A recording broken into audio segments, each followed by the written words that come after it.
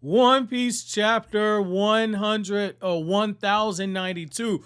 Holy. So I'm seeing this, right? Like way back when we first got to Admirals, you guys used to say Admiral disrespect. You got no idea how strong the Admirals are. The fact that you got Kizaru slapboxing with Luffy, and he's like, yeah, you know what? You are kind of strong, kid. I can kind of understand how you took down Kaido. It's like, wait a second. This dude's fighting Luffy like it's nothing. He's fighting Luffy like it's absolutely nothing, despite how strong Luffy's actually gotten. Like, I get it, Admiral disrespect, totally eating my words at this point. However, I like how Oda does take the opportunity to back things up and take us to what happens with the Celestial Dragons the day before. And you see Kuma, and Kuma's on his rampage. He's made it all the way up there to the palace. He's being restrained. And you have this moment where one of the Celestial Dragons is like, man, you know, I can't believe this. I ordered lobster the other day and we didn't have no food.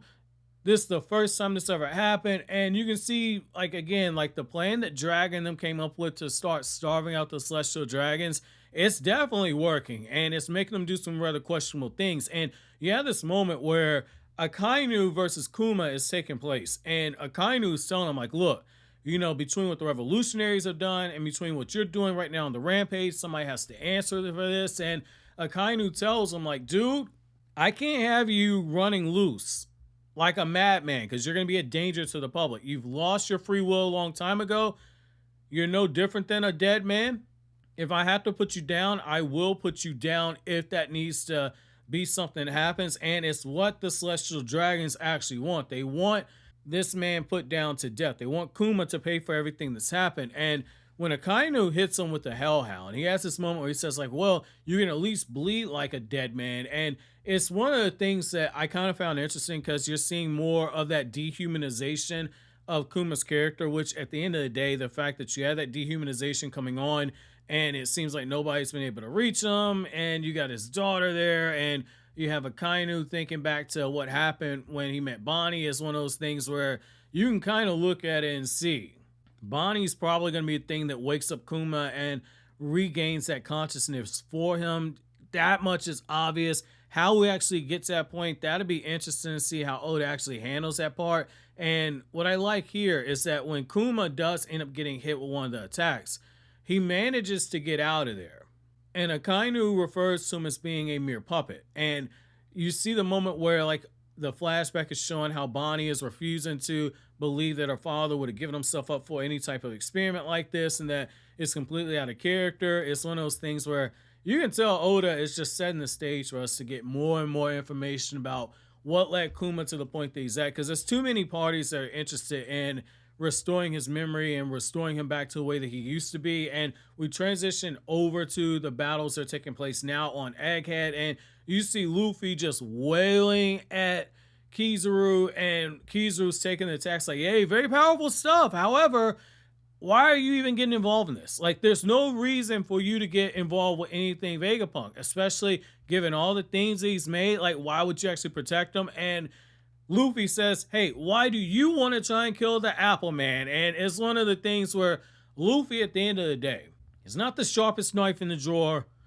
And yet at the same time, when Luffy says stuff like this, it's very direct and to the point, and yet at the same time, it's a very intelligent question that needed to be asked, because you're seeing how the world government says that they're for one thing, but then they kind of act in another way. It goes back to the whole thing of absolute power corrupts absolutely, and you can tell that, like, with Kizaru, he's not necessarily the biggest fan of what he's got to do, because he says, like, obviously, I don't want to kill him. I've known Vegapunk for a long time. So you're seeing some of the humanization of Kizaru, and you can kind of look at it and tell, like, if there were another way, another option, he might actually take that route, because this is different than what you saw with Akainu, where, like, Akainu didn't hesitate. He's like, hey, you know what? Like, I gotta kill you. I gotta kill you, Kuma. It is what it is. With Kizaru, there's a little bit of, dare I say it, hesitation. He's battling, and yet at the same time, you can tell he's not using full power. Everything is completely measured. And it kind of makes you look at them and realize, like, at the end of the day, in their mind, they think what they're doing is right. And, like, technically, like, pirates are not supposed to be the good guys. Like,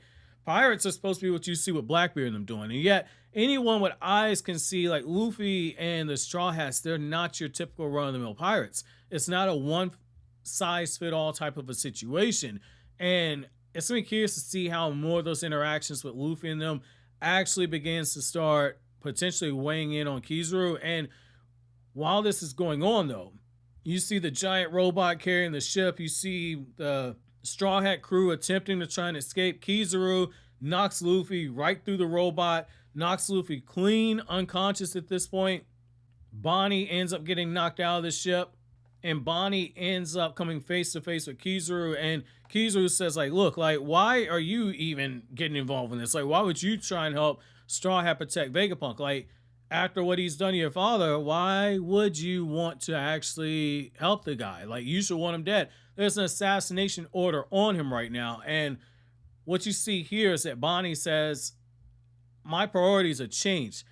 The focus of my wrath is different, and she tries to hit Kizaru with an age skewer. And Kizaru, once again, is just showing like a little bit of humanity. He's like outside of my mission parameters, which is to kill Vegapunk. He's like, I would rather not hurt any old acquaintances. And so it is one of those things where you can see like there's something else here.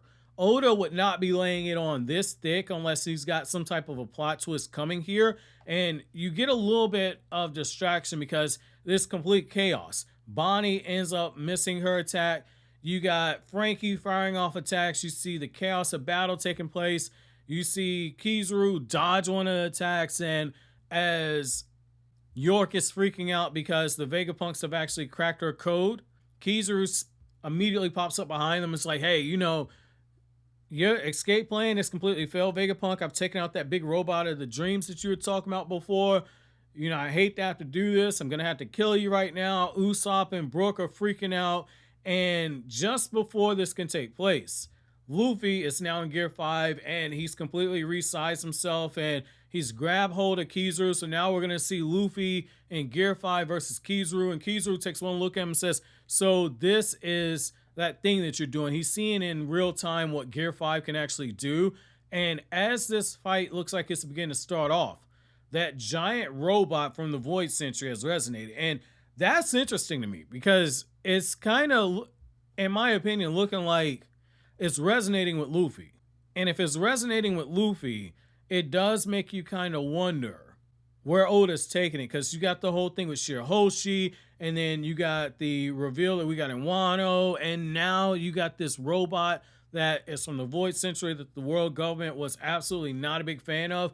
All of a sudden, you're seeing that it's resonating with Luffy. I really want to know where Oda's taking this, man. I really want to know where Oda's going to be taking this one, because this has potential to be very spectacular, or this has potential to be a complete clusterfuck. I think the biggest thing for me is I want to see more out of Bonnie. This was an action-heavy chapter, and yet the Bonnie stuff was what grabbed my attention, because anytime you open up with the whole situation with Bonnie's father, and you see all these doubts that are building up in Kizaru, and you see him fighting against his orders internally, Oda's setting us up for one hell of a psychological plot twist. I just don't know what it is. I think it's got something to do with Bonnie, and yet at the same time, it could be Vegapunk. It could be what you got going on with Kuma. It's one of those things, like, I don't know if all of them are connected. Obviously, the Vegapunk and the Bonnie thing are definitely connected, but it's one of those things where you can see Oda's either getting ready to red herring swerve us, or he's potentially getting ready to have like the biggest W2F moment in One Piece. And so that's gonna be my chapter question, you guys.